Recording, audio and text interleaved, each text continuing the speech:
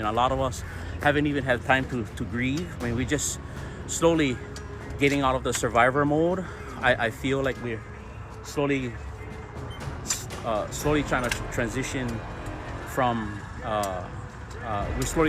we're transitioning into, you know, the relief effort, of course.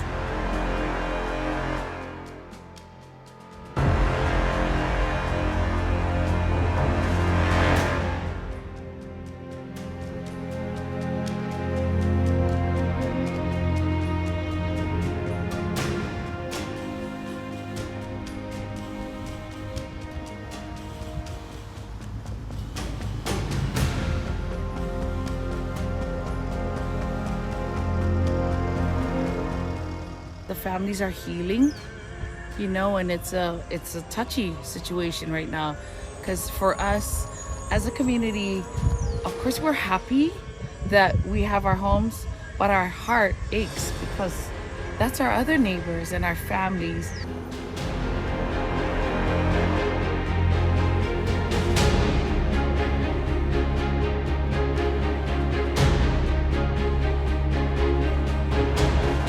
We definitely need some time to think, to ponder upon, you know, the next couple weeks and what we need to do to stay strong for the long haul.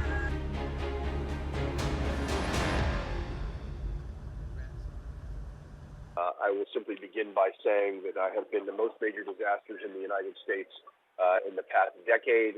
This is unprecedented. I know we like to use that word a lot. But folks, I have to tell you, it is truly unprecedented in terms of the scope of destruction, the speed with which the fire moved, and just the level of fatality and physical destruction that has occurred here. First of all, we are in the process of closing all congregate shelters on Maui. Our goal is that by early next week, anyone who was a resident of the affected area and has an uninhabitable home will be placed into a hotel room, a non-congregate shelter. These will be commercial, inspected, regulated hotel rooms, not Airbnbs and not VRBO, but inspected, regulated facilities where survivors will be safe. So we are preparing for 7 to 8 months of hoteling, and we'll be prepared to go the distance on that. When survivors are in hotels, they will receive exactly the same services they would receive if they were in a congregate shelter: feeding, mental health support, health services support, reunification, spiritual care, financial assistance, and casework. It will probably take a week or so to get the shelters decompressed and get folks into those hotels. There are other folks who need hotel rooms as well. There are folks who have been staying in parking lots, in tents, in cars, or with relatives. Folks who placed themselves in hotels previously. The Red Cross will work with everyone, and everyone who is eligible will be given access to hotel rooms. Our hotel brands on island have been incredibly cooperative, as has been the Department of Tourism for the state of Hawaii and for Maui County. So I'm confident that we will have enough rooms for everyone who is eligible and needs one. We are also beginning our financial assistance program next week. And because of the generosity of Americans and people from all over the world, and because of the FEMA program that is going to allow us to put people in non-congregate shelters as opposed to congregate, we're going to be able to quadruple the amount of financial assistance that we're able to provide survivors here. And so that program will begin in earnest next week. Finally, this is not just a mass care operation. It is sadly a mass fatality operation. And so the Red Cross is partnering again with the county, with Maui County, with the FBI, FEMA, and other volunteer organizations to make sure that we can support the next of kin. We'll be announcing a program to help folks who are off island either be able to collect the remains of their loved ones or get to the island if they can't afford that. We can help them do that. And so we'll be announcing that program here in the next few days as well.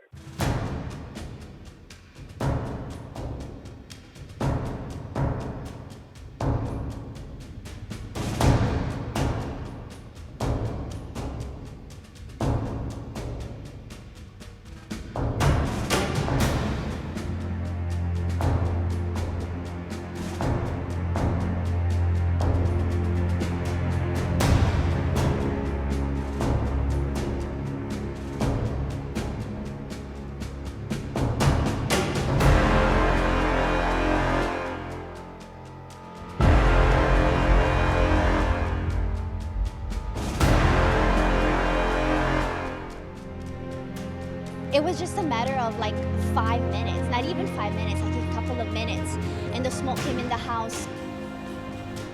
We could see like gas stations in town exploding. We could see the fire just spreading really quickly.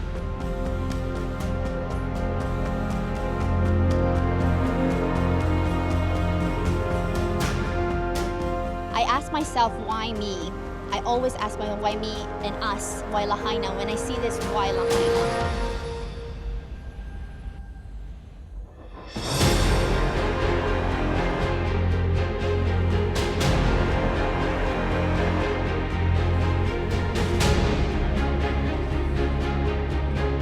One client told me, she says, I feel normal right now. Sitting here getting a haircut makes me feel normal, and I'm not thinking about my sorrow. It was really surreal. Like, I was still telling my husband, no, that's not our neighborhood, that's not our house. And he said, no, that's our house. You know, it was just hard to really believe that that's what was happening. You know, it still hasn't really sunk in all the way, I don't think. You know, I've seen what's left of my house. There's nothing left, but it just doesn't seem real still.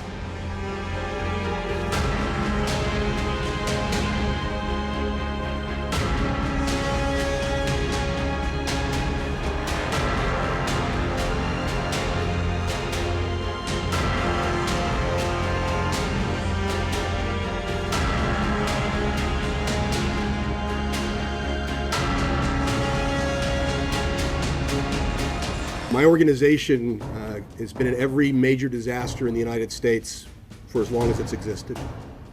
I have been in every major disaster in the United States for the past decade. This is unprecedented, Chief.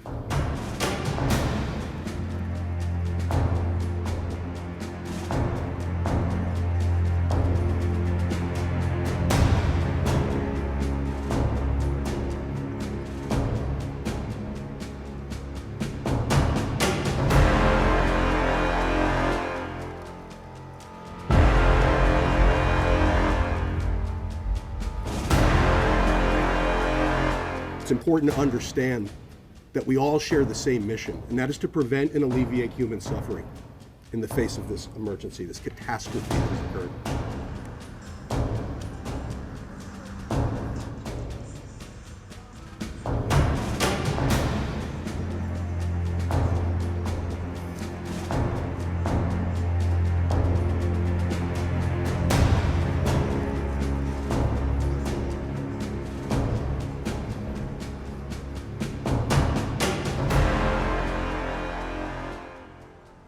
We're going to make mistakes along the way, folks. We're not going to get it all right. If you let us know what we're not getting, we're going to fix it. But we are committed. We are committed to helping the people of Maui recover from this horrific event.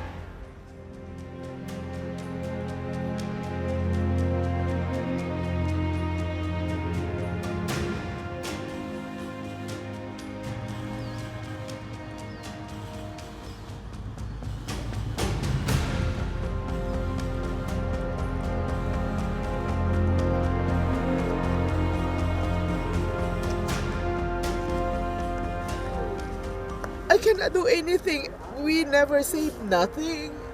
Nothing at all. The only clothes that I have is my uniform. And that's it, and my car.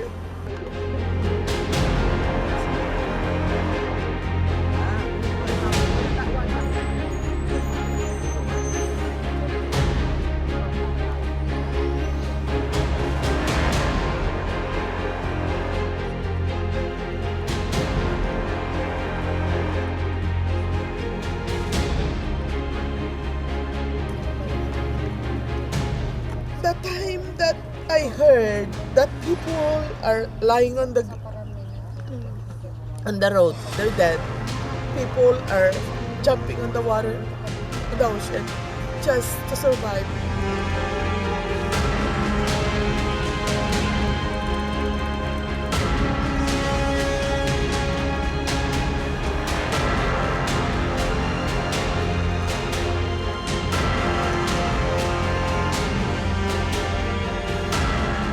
I've always called this home. No matter how far I've been away from this place, it always draws me back to it.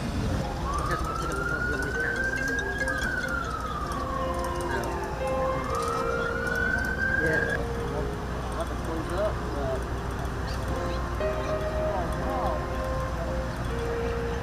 Yeah, I mean, it's not terrible. Can you come stand so I can see? Yeah, I mean, I threw